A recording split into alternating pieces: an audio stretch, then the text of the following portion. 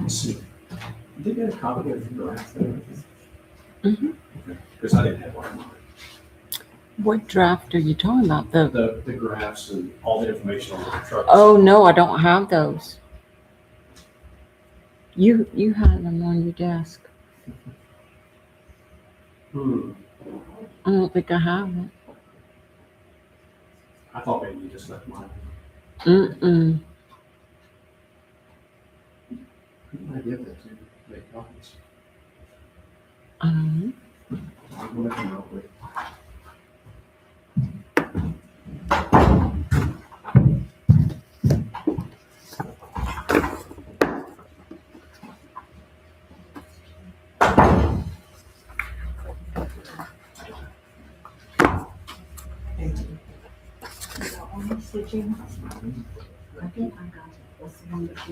yeah. Oh,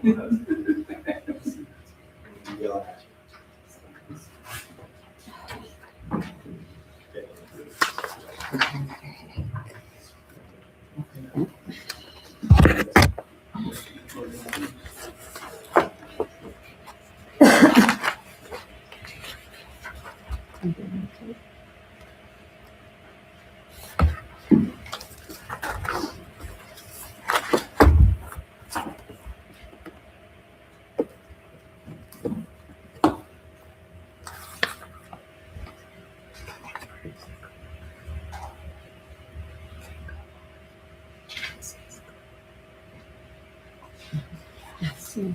Right here. This little.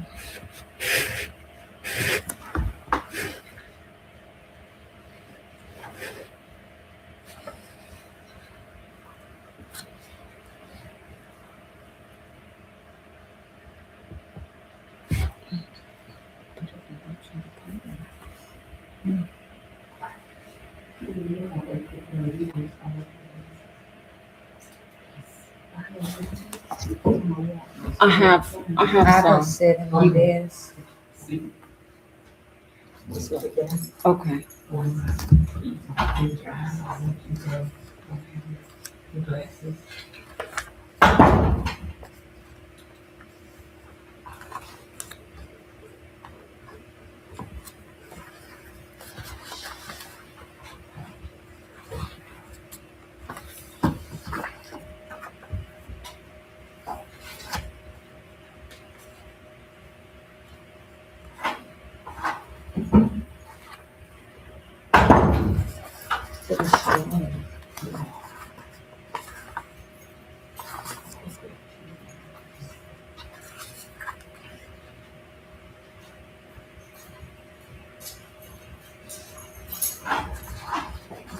Thank you.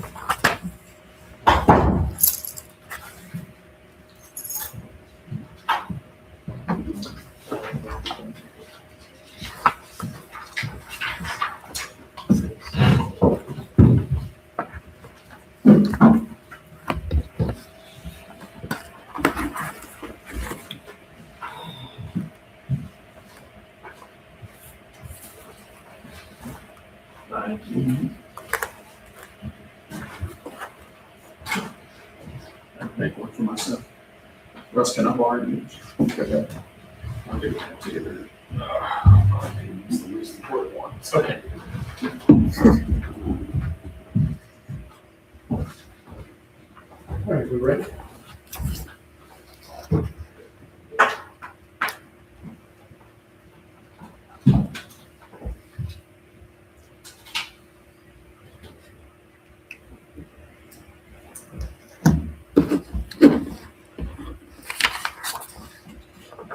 Ready? Okay, this time we're gonna get started. May 22nd, I'm sorry, Today is May 26th, 2026, special meeting. And at this time, we're going to do a call to order. And we're going to establish a quorum here. Ms. Julie Fondo. Here. Mr. Joe Becknell. Here. Ms. Vanessa Guillory. Here. Mr. Daniel Hennigan. Here. Mr. Gerald Guidry. Here. And we have established a quorum. At this time, if you'll stand with us, Pastor Allen is going to do the invocation, followed by the pledge.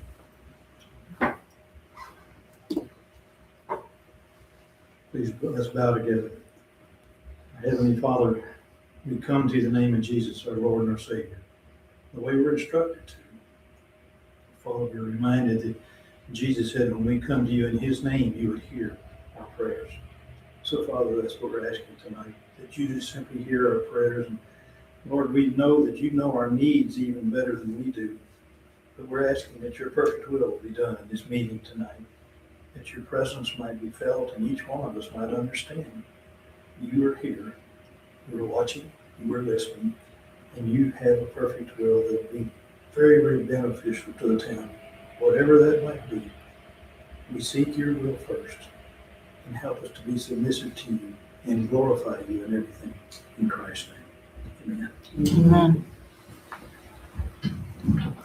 I pledge allegiance to the flag of the United States of America and to the republic for which it stands, one nation, under God, indivisible, with liberty and justice for all. Thank you. Be seated. Next item we have before us is to adopt the agenda. I have a motion. I make the motion to adopt the agenda. Second. All in favor? Aye. Okay. All right, so we're going to open this up here with the first item is a discussion and action. What action you would like for us to take regarding waste management renewal of contract for expiration date of November of 2026. And the documents that I went and copied just now, that was the documents that we had got to you guys after the last meeting. I failed to remember that. I was like, where's it at? But that was what we got to you, so you could review that between then and now. So it's open for discussion. Any questions? You know, there's no benefits attached to the driver's salary.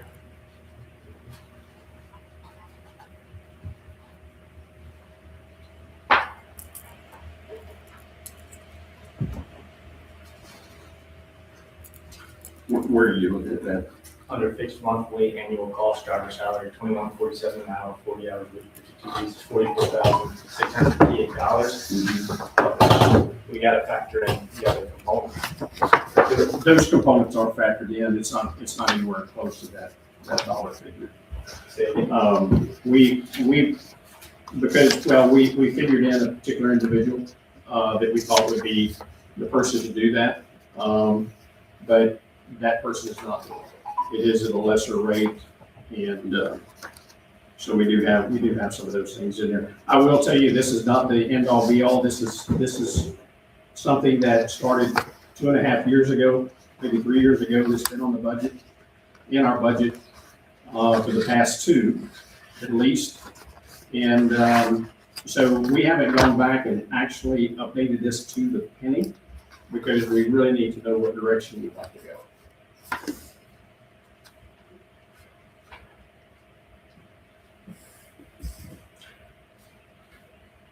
What do we need to talk about? Whether or not we would like to go with our own trash service, or if we would like to renew with Waste Management, or put out for bid. Either way, we're gonna have to make a decision concerning Waste Management, or whether we put out the bid sooner than later. One thing when I drive around town and see all the sofas and mattresses and stuff, I think with the second truck, Waste Management is not gonna do it. So it's gonna have to be us, you know. The town is getting a little kind of dirty with the big trash. You know, it's something to look at,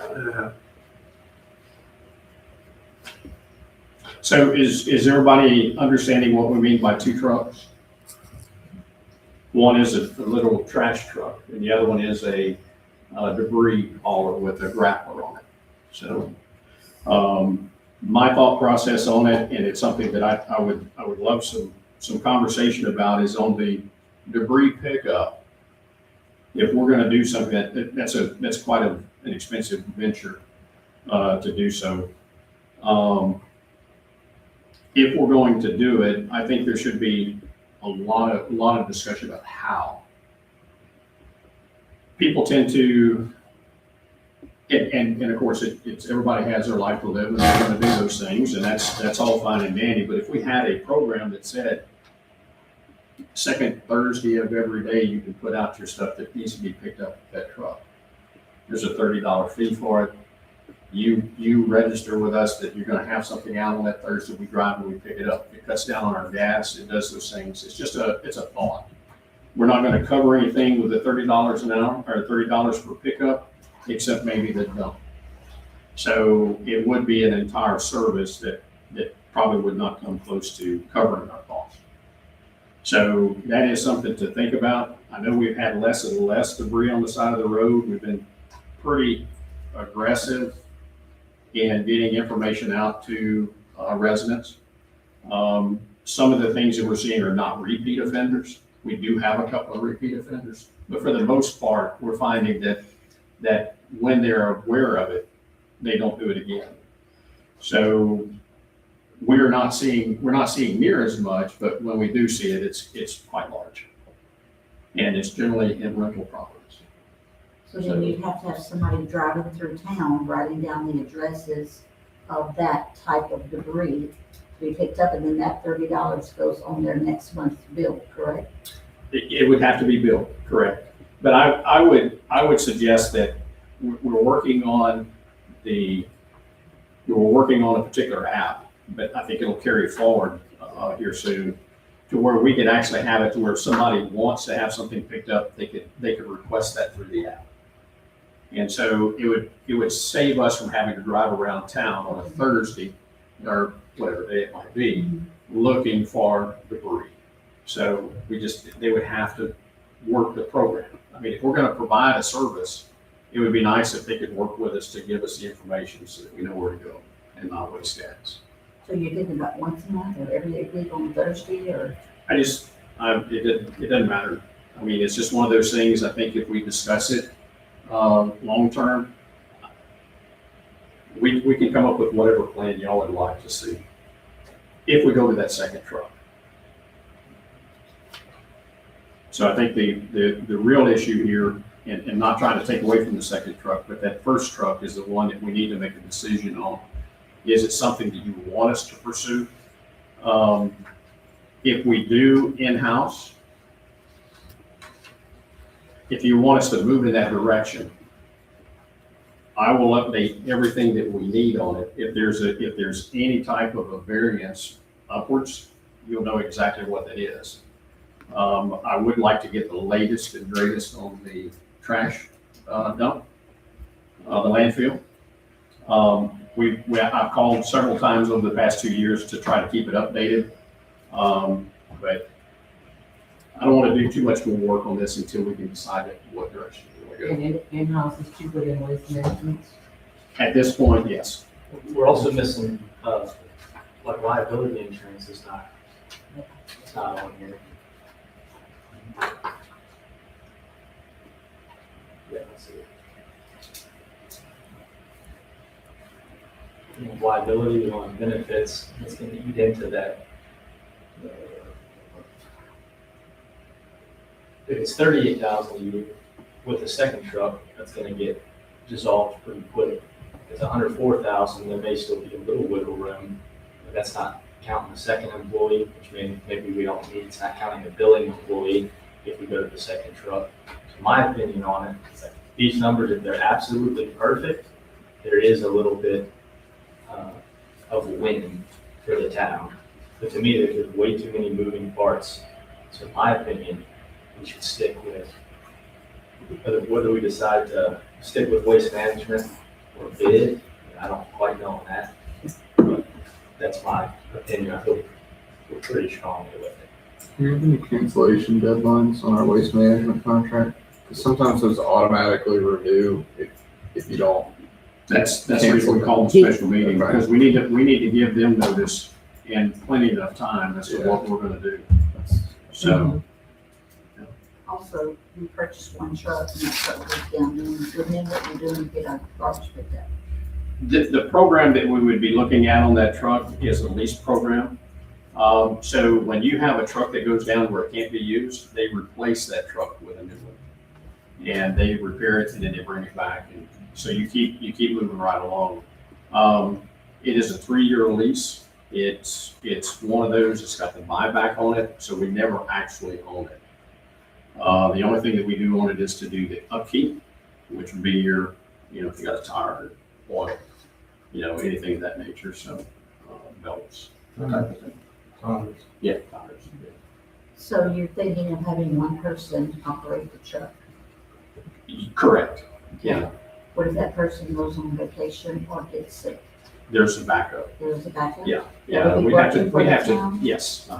So that was all part of the program to try to pull it together. But like I say, I would like to at least have a direction to go. I don't mind going through this with a fine tooth comb and laying everything out on it, for sure. But we have to have a direction. And I'm sorry, did you have any other questions? I just, Didn't mean to cut you off there. So what if, I'm gonna start on here, this payment is $20-something would be, $22.27 per home for a 5-year agreement renewal. Mhm. That means $22.27 on their water bill every month for garbage pickup, including with the water and the sewer, right? Where do you see it?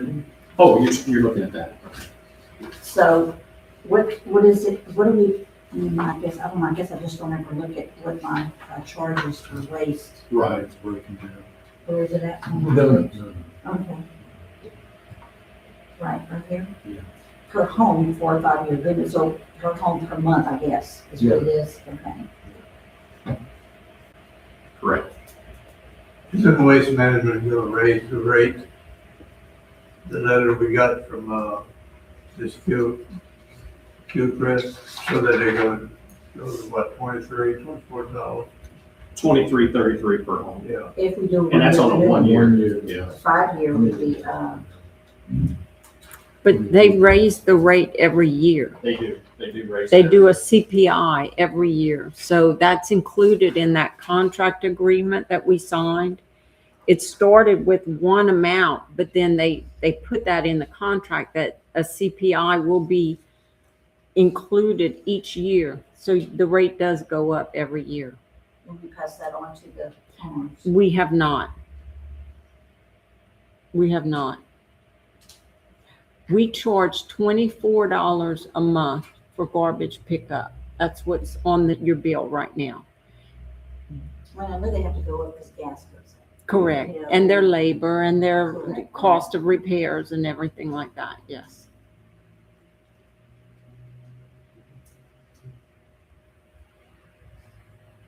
What other company would be nearby that we would be able to get bids from? Waste Management is the only one. Well, they've got Republic. They've got a couple of others. The problem, from what I understand, I wasn't around when this contract was done. But my understanding is that even though we put it out to bid, we only had 2 that actually came back. And of course, what was lost in this contract was the ability to pick up debris. The one previous to that actually had debris in it as well, if my memory serves. Yeah. So that's what created the issue with us having debris on the side of the roads all this time.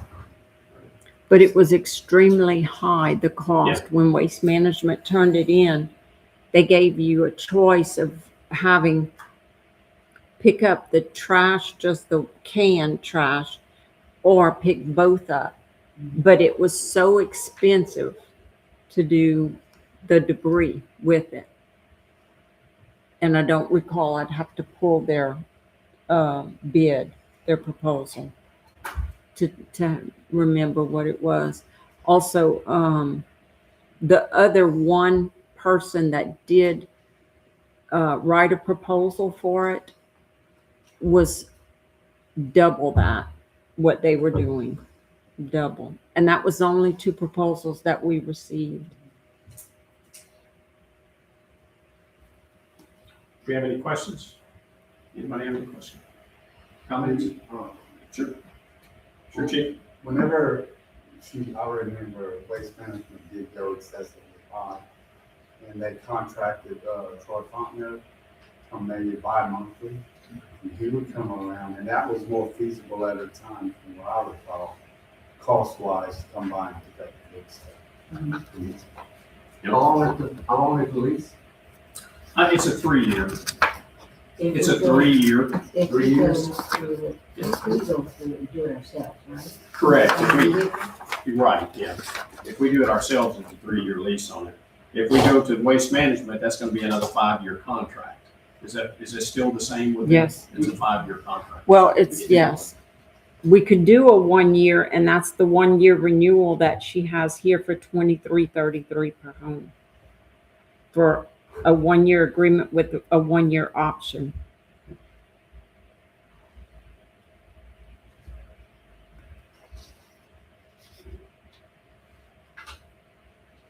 All right. Any other questions? I just think that if, like, Chief said with Troy coming around and doing it, if these residents don't want that extra charge added, to their water bill, and I'm sure it would be right, it would be spread out over everybody, start hauling your stuff to the dump yourself, so we wouldn't have to have a second pickup, and that adds to their bill, but Right. if they don't start hauling it themselves, we have no choice, it's gotta get picked up. What if we have a hurricane? What's it cost just to get all that debris picked up compared to the extra cost that you would pay a month if you put that in contract? Was Troy picking up debris, or was it those other companies that were coming around? Several. Yeah, that was, a lot of that was FEMA. Those are separate contracts. Yeah. Yeah. Those are disaster. Yeah. Crowder Golf would come in.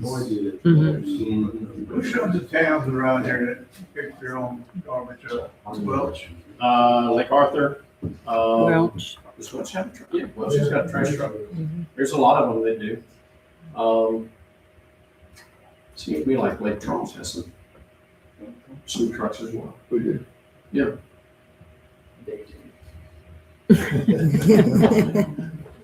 So, I'm yeah, seeing there's, plenty everywhere, man. and again, I know the town of Ruston, large town, they do theirs as well. There's a lot of different, I mean, I don't know that these folks that are offering the leases to municipalities like this are doing it because there might be an option. They're doing it because that's the clientele they're looking for. So it's pretty heavily throughout the state as far as I'm understanding. I think they're in Arkansas and a couple other places for it as well. So. Any other questions?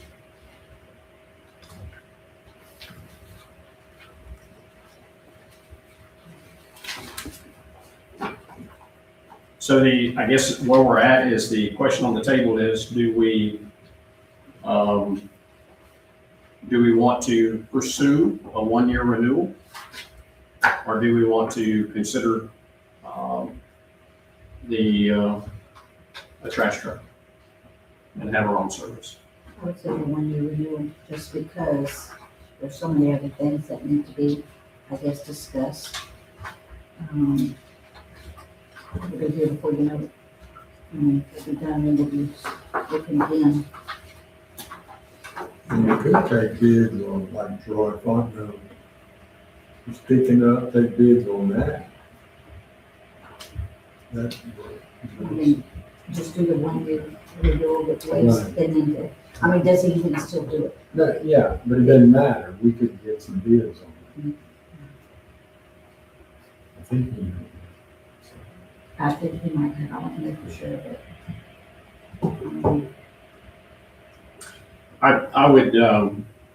I would say I would be cautious of providing that service in town.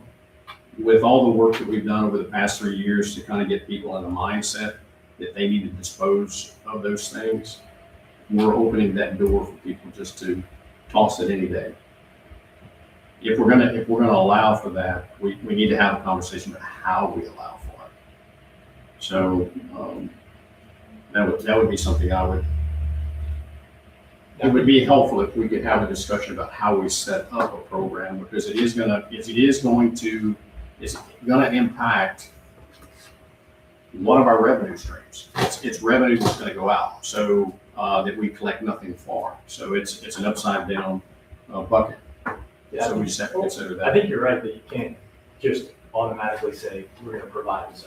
I agree that there needs to be some way to recoup it, a way to communicate well ahead of time, on this day, this is how we're gonna do it. I definitely agree with that, but I think waste management is the right route. I'm somewhat dismayed that we couldn't have a conversation about this 2 years ago. I'm somewhat dismayed that we didn't have one last year. We did, you just And don't I'm listen to it. I'm somewhat dismayed that we haven't. I sent this to you folks. I When did you send understand this? life goes What on, did you send us? but we do have, this year was given out the day after the last meeting. Where? The last council meeting. In May, this month? Yes. This is the first We I've had seen it. sent to the email. At 6:03. Uh-huh.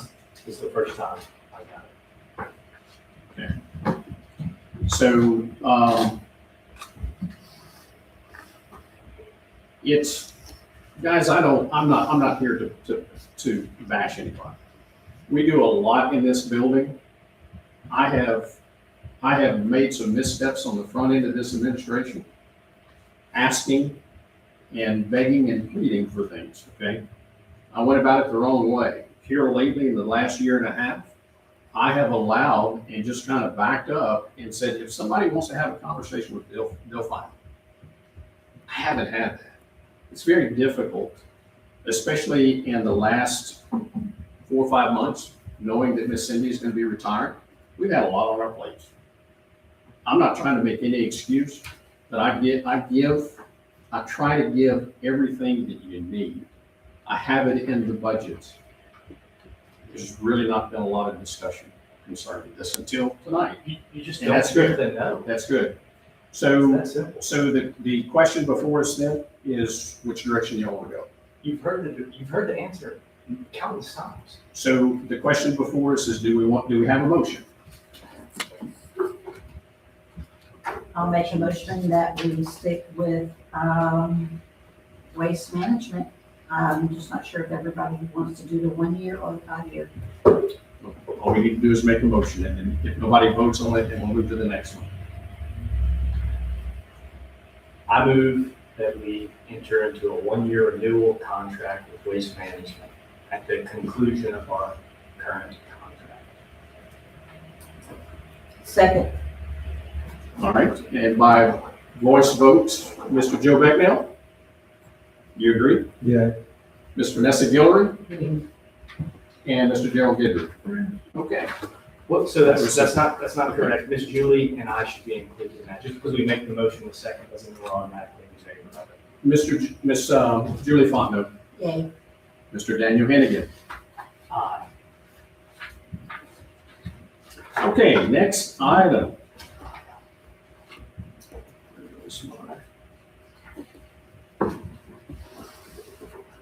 Must have got shuffled here. Next item is the introduction of ordinance 2026-07, an ordinance imposing a moratorium for a period of 115 days on the granting of all permits for mobile homes in the town of Highway, Louisiana.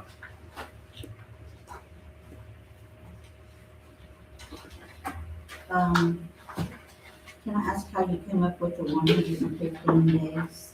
That's about 5 days or so shy of 4 months, maybe, or a few days shy of 4 months? I think it could be done in much less time. When we did the moratorium the first time, nothing was done. And I don't know if we dropped the ball, if this was something that we were supposed to form like a group to be able to update these, or whose responsibility it was to do the updates, and nothing was done. So, I think 115 days is a lot. Yes, there are some things that need to be updated, but I think if we can get on it and have it voted on for the July meeting, on the things that need to be changed, there's a lot. But I didn't see this until tonight, but the age of the mobile homes, having variances, subdividing, tiny, I mean, personally, this is just my opinion. I think we have a lot of mobile homes in town already. I mean, if there was a way we could, not have any more, because they're not going into subdivisions, restrictive subdivisions, they're going into properties in town that have brick homes and wood frame homes, and I mean, why not construct on a bigger piece of property for mobile homes and have them move onto that property if they want to come into the town, but have it, I guess, maybe, I don't want to say in the out of town city limits, but somewhere where if you want to come into town and you want to buy a mobile home, put it in that mobile home park. Maybe not put it more in town where residences are gonna have to worry about their property value going down, because there's mobile homes moving into it. I don't know how else to say it. I don't mean it to sound ugly, but property value, I mean, that means a lot to me for my home value. I don't want it to go down. But I think if we're gonna go over these ordinances and see which ones need to be updated, we can get together, get it done, and we don't need 115 days to do it in. We need to really get it done, because everybody comes up here and we allow them to do it. We haven't told anybody no. We're doing these ordinances and we're not following through with them. We just can't get it together when it comes to, that's my opinion, with the mobile home. Well, if we look at where those variances have occurred, almost without fail, it's people creating a life with their young family. It's the variances that we've most commonly done has been age of the mobile home. So when good people want to move into our community and raise their family, so housing diversity is like directly related to community strength and economic downturns. Like this is how we insulate our community from downturns. Mobile homes they're not crime causing. The issue that we have is when we have slumlords try to do that, or these random mobile home parks that aren't taken care of. Individuals who want to put it on a lot, they're not who we should be focused on. It's the slumlords, the landlords that we should be focused on.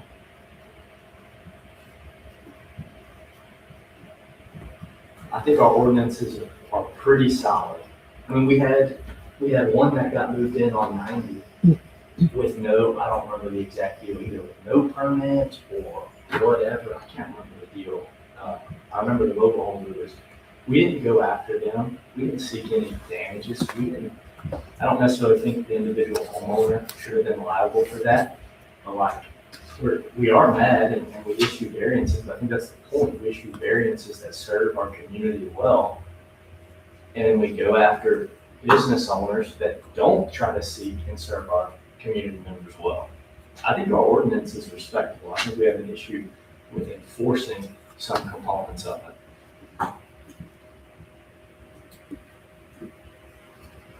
For the record, I'm opposed to the moratorium. Any other questions? In response to Ms. Julie and the 115 days, the way we arrived at that is because this is an introduction. That's all this is. So before we can literally vote on that, we have to do that in the next meeting, correct? So now that's taken some days out from where once we get into that, then we have to go through and look at the ordinance, and the copy of that ordinance that I gave y'all is really defining what a mobile home park is. It lays out the size It lays out the way the roads are built. It gives a certain requirement to the size of property. So you've got it's a 10-acre plot if somebody's gonna do a mobile home park. The whole purpose of doing this isn't specific to the town of Highway. This is a tried and true method that is done in a lot of other communities. There's a lot of issues that happen with it. It's falling back on either chief or I to deal with ordinance violations. Most of the violations that we have are coming on mobile homes. We do have a few homes, but pretty much, and I can tell you, it's the same day in and day out. We have somebody that's been in violation with their mobile home since before I became mayor. And it doesn't matter how many emails, how many letters, what we ask them to do, they still refuse to do it. Again, this is a burden that we're putting on an administrative staff, on the police department, where we are taking time away from what would help us to literally benefit. But as you get through this on the 115 days, once we implement the moratorium, then we'll start working on what the changes could be. What it will allow us to do is get beyond the next date of that council meeting. So that 90 days, wherever it falls in there, and then we needed a couple of days for to put the information out in the newspaper. So that's what we were trying to do, because what happened with the last one is that we ended up, that 90 day was the day of the council meeting. So at that point, we couldn't do anything. It had already expired. So that's the reason we went to the 115. Because I think it's we can gonna, get it done sooner. it's gonna take you 60 days just to introduce the ordinance and adopt it. So that means that you would have to get your ordinance together and ready to present it within a short period of time, like in this June meeting. And you would introduce it in June, adopt it in July, put it in the newspaper, and it would become effective in August. So it's just that it just takes so long for that process. Now, if you think that you could, you know, I just wish it wouldn't take so long. yeah. Well, if I guess what we were trying to do is just give us enough days that we can work it within that 90. If we had a hiccup somewhere, we could come back to it, if you choose to move in that direction. I think as far as the general public is concerned, and we do have some landlords that do quite a good job with their properties. The documentation that I gave to you, my thoughts on it is that we put a grandfather clause in there on properties that is indicated as a mobile home park or subdivision that's been operated as such, and their tax bill to the parish shows that. We do have somebody like that, and again, I gave you path A and path B. Age of mobile home, I'm hearing that there are some folks who are asking us to go to 10 years old instead of 5. So those are things, these are questions that I think that we have to answer because they're constantly coming up. I think the other side of it too is that I don't know that people realize just how many calls we get about people wanting to move something into town and how much work there goes into it, because we're having to check to see whether that property has been subdivided, if it's got the amount of room on it, if it's a succession done on the property, whose name is it going in. There's a lot behind it. And as we have currently, we have somebody that's subdivided a lot right now. And so we're gonna have to answer that question, and we're getting calls. I know Ms. Vanessa's getting calls, I'm getting calls. We're getting all kind of calls because it's another one of those things that's gonna be brought before the council to say, are we gonna allow this? So then we get into, with the paperwork I gave you, as a subdivision of a lot. I don't know that we look at it and say, maybe the lots maybe are too small, but we're allowing them to put it on. Maybe that would help if we change the size of the lot. I think in here, if you'll look, research to date, it's on that second page. Landlords account for 375 properties in the town of Iowa. Smallest lot size in the town of Iowa that I've discovered, and I haven't gone to every place and looked. 30 foot wide by 42 foot deep. Largest was 100 wide by 140, and that was located in Dogwood. There could be some smaller or larger lots. And again, I haven't had a chance to look at them. A width of 90 for town lots would accommodate for side yards, as well as a distance of 50 feet between structures. So I don't know that we've even contemplated a fire, because we see some of these things that are stacked so close to each other. We look at Fairview. Fairview's got them sitting, stacked in there. So maybe it's something that we do look at and say, is there something we can do better? I don't know. Many properties have not gone through succession, so that's another one of those issues that we do, that we deal with on a daily basis. So there's a lot there, I think, that needs to be looked at.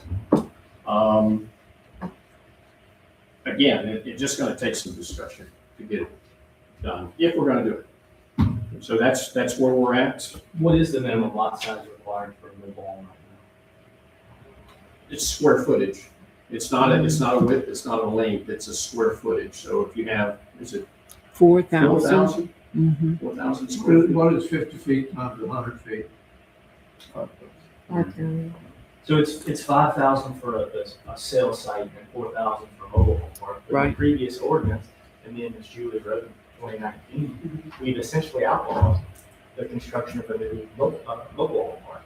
Right? We made some mistakes, I think, behind the KC Hall, but you can't have a new mobile home park come into the town based on the ordinance that it stands. Now, if we say 5,000 square feet is too small of a lot, we should change that. Awesome. To me, that's an easy adjustment. But I don't know that my home, I live in a town home, I don't think it's more than 5,000 square feet. I mean, again, guys, economics, like housing diversity is a good thing. There's no Flint City, Michigan, like you had economic downturn and the community collapses. What we have right here has helped us navigate recessions and stuff like that. I think the moratorium is a mistake. I think it affects regular people more than we should. No way I can be in favor of the moratorium. So the ordinance stipulates that mobile home park be a minimum of 10 acres and that it is run by a business. What it does is it takes it off the plate of the police chief or our departments having to enforce ordinances. Those ordinances would be dealt with on a business-to-business deal. It's not on you violated an ordinance. They still have to operate within the ordinance of the mobile home park. Does that mean that we are trying to get away from it? We are in the process of annexing more land. There is most probably going to be somebody that'll come along and say, hey, yes, we'd like to do a 10-acre park. It'll still provide some of those services. In the meantime, if it's a year, 2 years, and that's the only place that they can put a mobile home is in a mobile home park and one is built, we may have a couple of years where we don't. However, we still have mobile homes here. We still have landlords that have property. You still have 375 rental units that are not going to go anywhere unless they choose to abandon having that rental and pulling it out.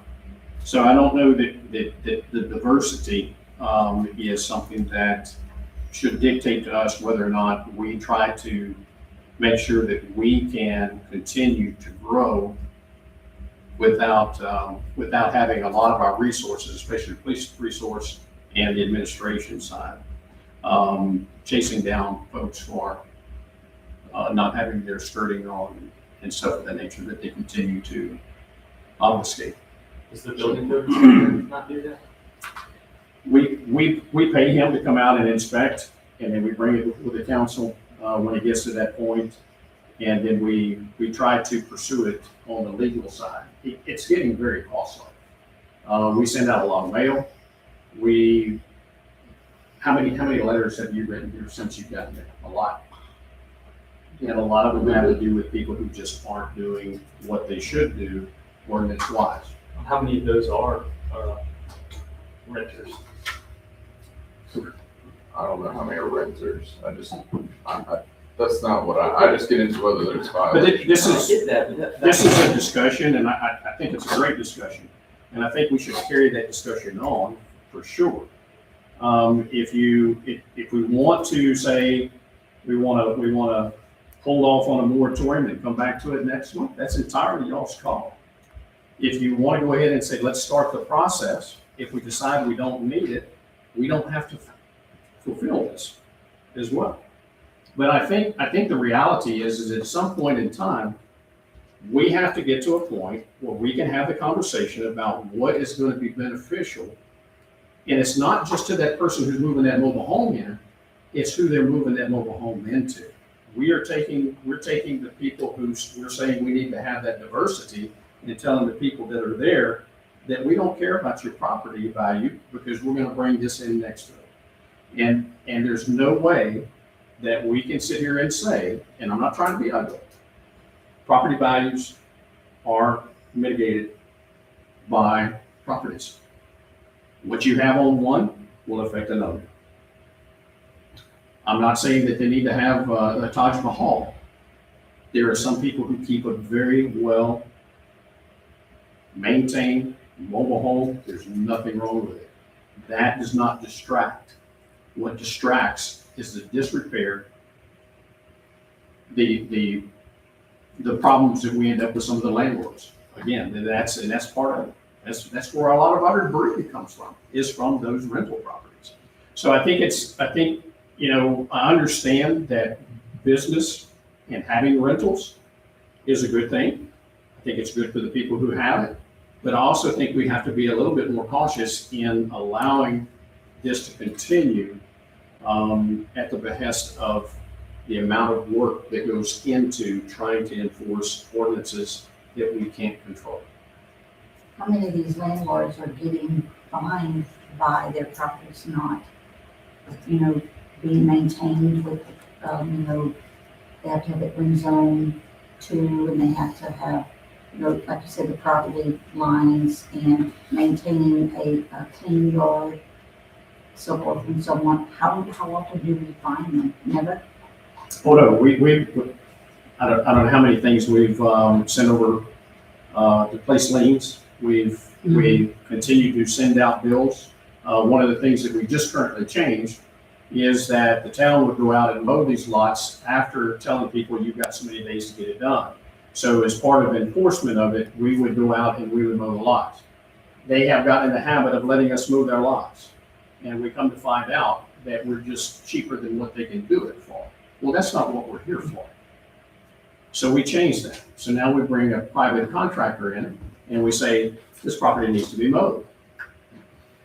Those bills are not pretty because we're restricted by government that we cannot charge for more than what is dictated to us by the piece of equipment that we use. And I think we're restricted on the amount of labor as well. Mm-hmm. So we are having to do this to try to keep up with it, but yet they just keep having us cut the grass. And that's not fair. But this is a mobile home. Correct. I was talking about ordinances that are in violation. This is one of the ordinances that are in violation. Mobile homes, there's an assortment of things that we still have the same problem with. If we'll go back to the Fairview property, it took us nearly 6 months to finally get them to put skirting on those trailers. And they came in and they did it very shockingly the first time. Because we don't have anything that specifically says we need to inspect that after it blows off. So we went back in, they put it up, it got blown out. We sent more paperwork to them, went through that process again, and then they come back in and they put up metal. But yet they still insist on emptying those mobile homes out of all the debris and set it beside the road. So these things are all intertwined. I don't believe that we're looking at something that's just, I can tell you several mobile homes right now, grass hasn't been dealt with. But it's the disrepair, It's coming in and saying, you know what, I don't have enough room on this lot, but if I subdivide this lot, I'm gonna go ahead, I've got enough room just to put this size mobile home on it. Or maybe I'm just gonna put a tiny home. But we don't have anything in our ordinances that deals with tiny homes. And if the size of mobile home that's gonna go on that piece of property is the same size as a FEMA trailer, are we gonna allow that to come in? I don't think we address any of this stuff. And so I think it's something that we need to really look at closer than what we have. I think it needs a lot more, conversation, Mhm. but I would say we need to postpone this moratorium until we have more time to discuss it. Like I said, we need to add stuff to it, but there's still a lot of stuff out there that, So while we're doing that, and I'm asking this question, how do y'all want the people in the district that are getting the calls about the issues that are about to happen, and myself, how would y'all like for us to deal with it? Because at this point, we cannot stop anybody from getting a permit to do this, because they technically, by legal wording, have the ability to put whatever they want in there as long as that lot is the size that we regulate. well, don't we have an ordinance that So says tiny homes aren't gonna be wind zone compliant. But we did it where it was 5 years, period. Nothing over than 5 years. No, They it's, were so bringing one in. it's 5 or newer, no questions asked from 5 to 10.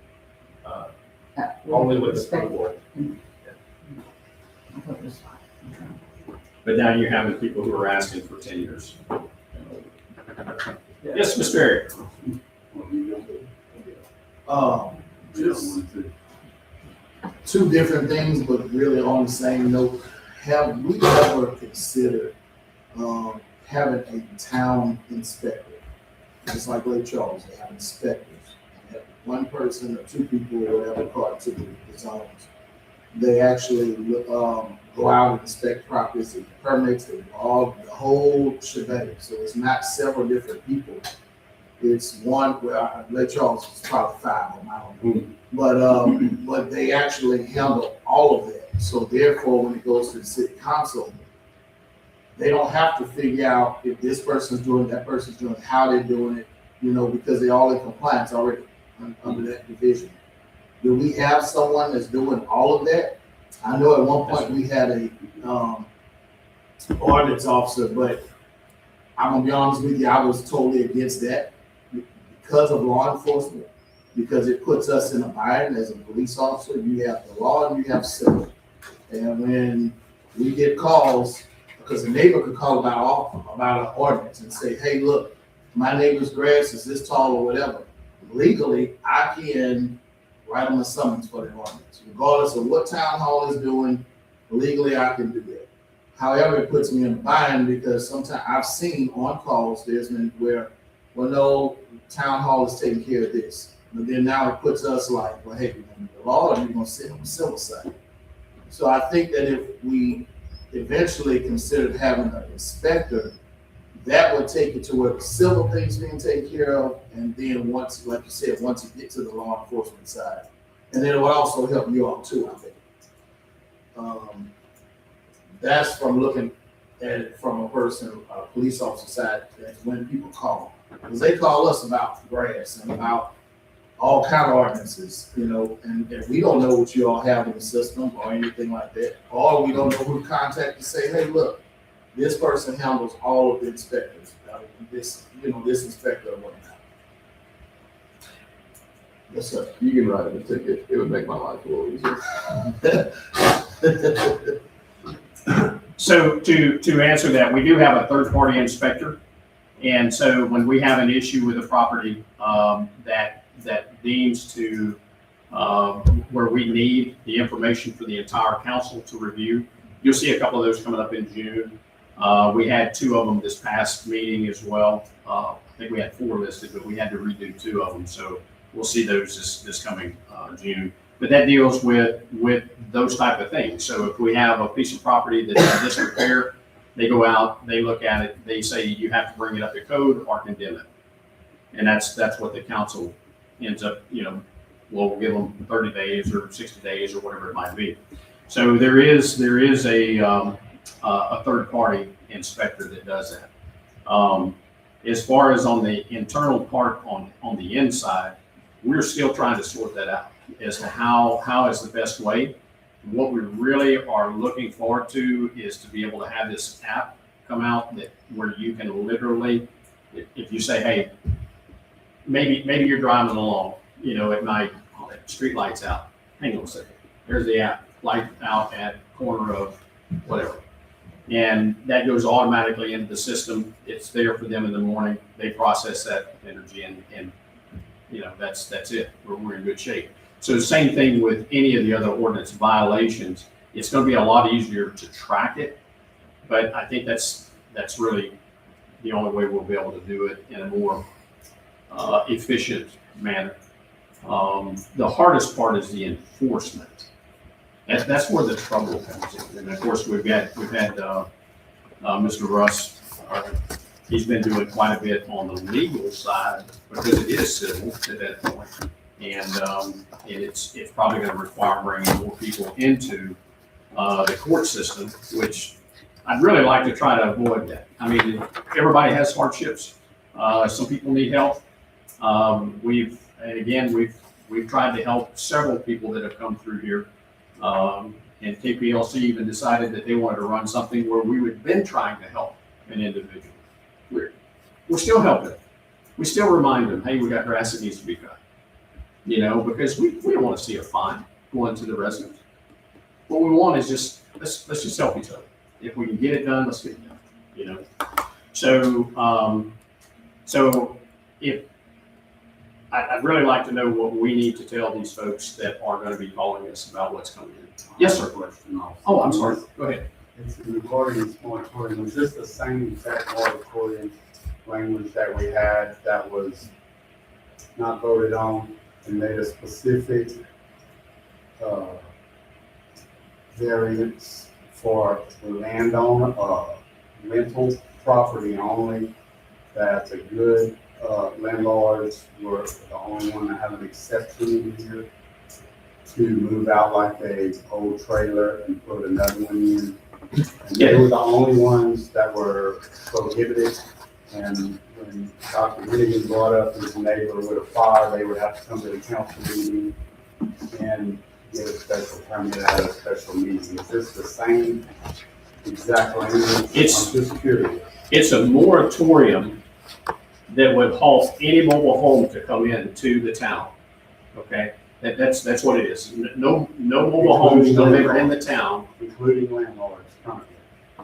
I can't remember if we added that in there. The town council may take an exception to the moratorium only for mobile homes used as rental properties for landlords that have not had any written demand letters for the past 3 years on the violation of current ordinances. So we're trying to recognize that is legitimate. It is a concern for them. We do not want to interrupt their business. Okay, and we should. But it goes back to these exceptions that Vanessa was talking about. Yeah. If you have a trailer that's built in 1939 and it's about to fall apart, and you're gonna make an exception just for that one person that owns the property to be able to do that, but if a young couple's house catches on fire, they gotta set up a special meeting. I'm just repeating what I think I heard last time. And my question, I personally don't think that's fair. I think that young family, I bought a mobile home when I first got married. It was brand new. Sure. Sometimes you can't afford a house. So I have a passion for young couples. Yeah. That get a mobile home. Right. And I don't think that would be I would not have a problem writing that into the ordinance. If there's some catastrophic event that takes place and somebody needs to, yes. I mean, we have to use some common sense in it. I don't know that we can cover every aspect, but I think at some point that, we're making this exception for the landlord. My last question. Yeah. So the additional Fairview, If one of those trailers catch on fire, during this, they can still go back and rebuild that.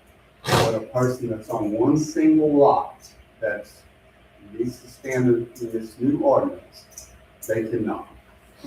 But on Fairview, they can. I'm just throwing that as a hypothetical. But I think, again, that's a catastrophic thing. That is beyond their control. It's not like that they've attempted to try to do anything. If that needs to be written into this, I don't have an issue with it. I think we have to get to a point where we are reasonable enough to say, we recognize that issue. And see, the thing about mobile homes, but we still have infrastructure that are homes Yes, that you run into the same issue. Yes. Termite infested, people are nasty, they got leaky pipe, they let the floors rot out.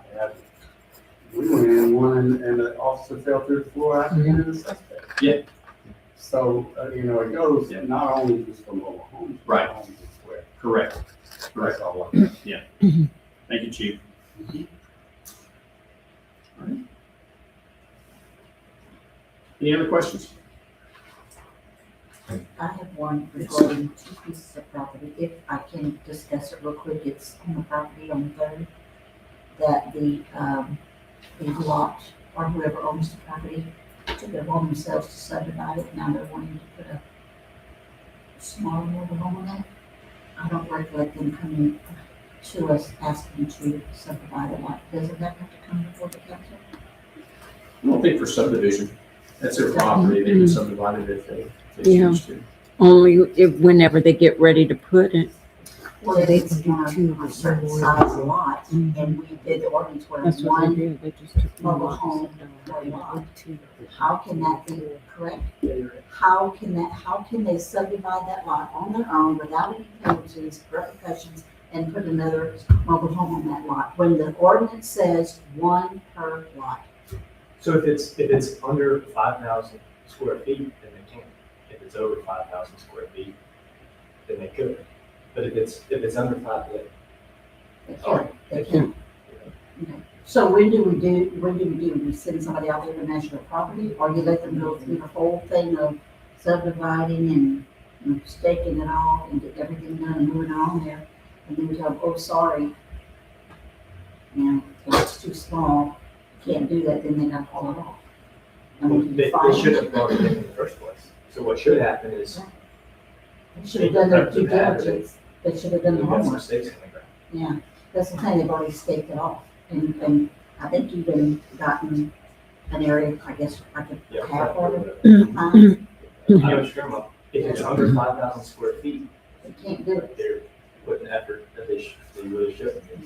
So it goes out and gets it. Well, we've already gone out and measured, and they have the proper setbacks, and they have the square footage on that property. The problem is that you can't put a full-size mobile home.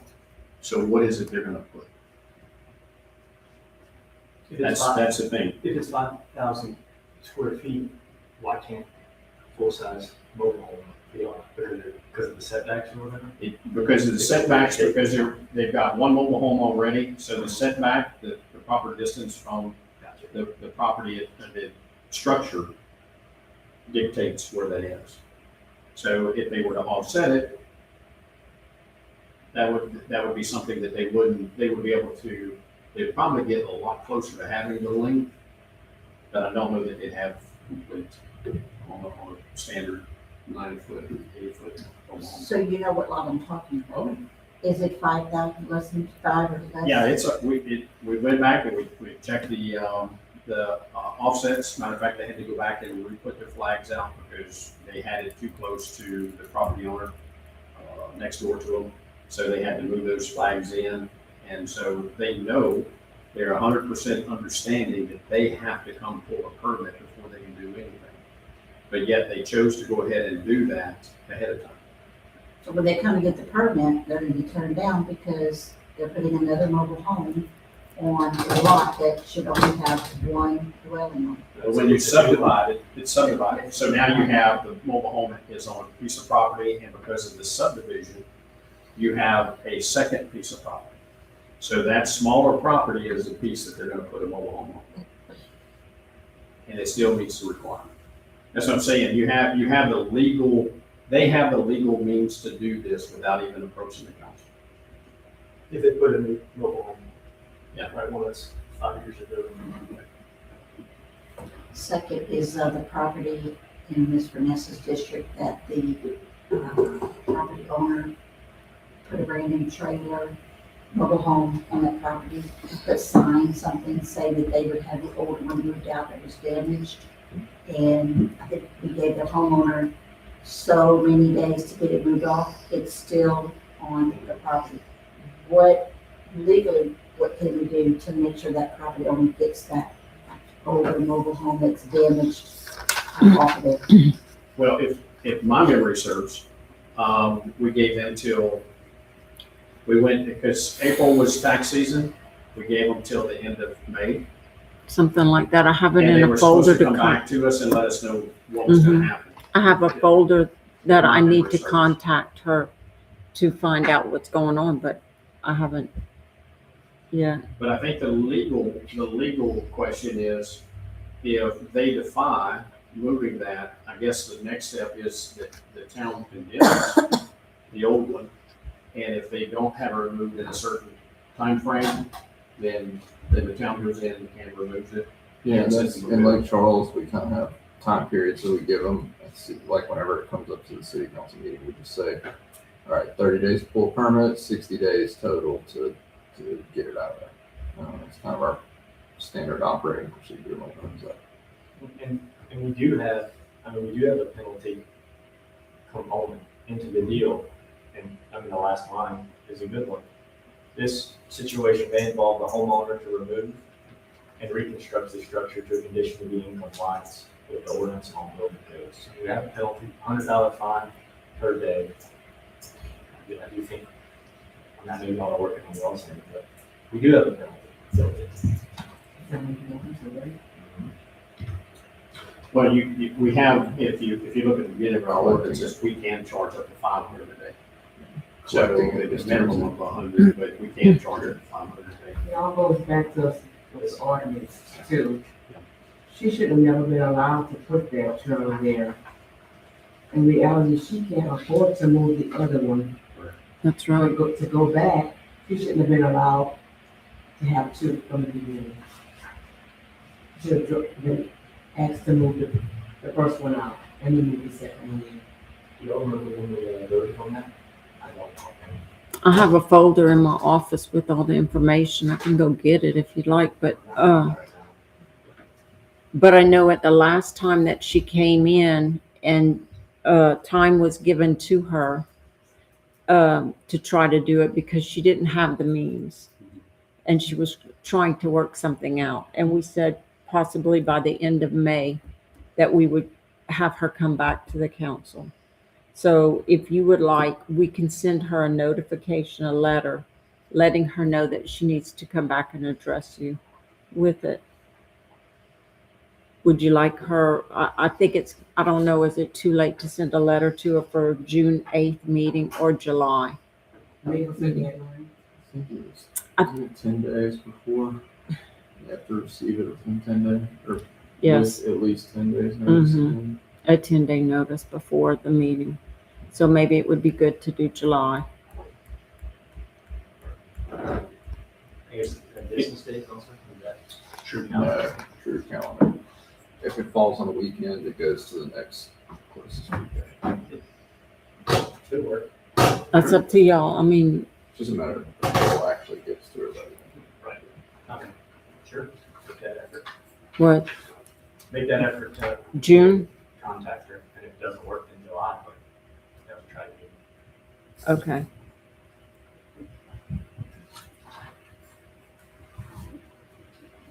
To amend an ordinance, that's also a 2-month process. Mhm. Because you have to introduce it Yeah, no matter what. and then put the public notice, have a public hearing, and then adopt.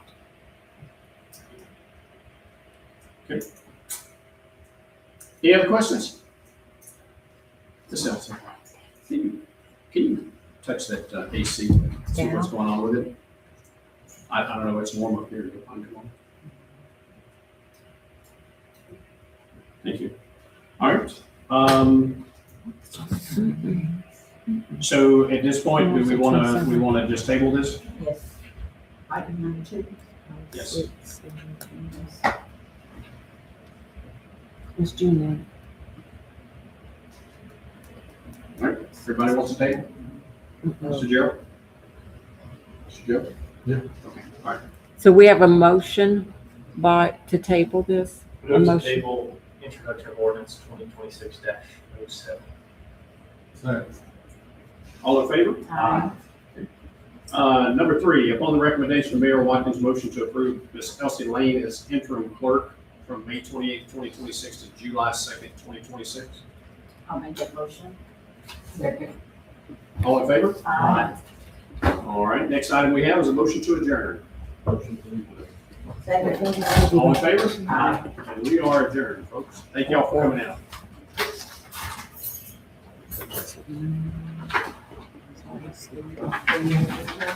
Can't count it. No, you do. It's all calendar days. You said what? Yes, sir.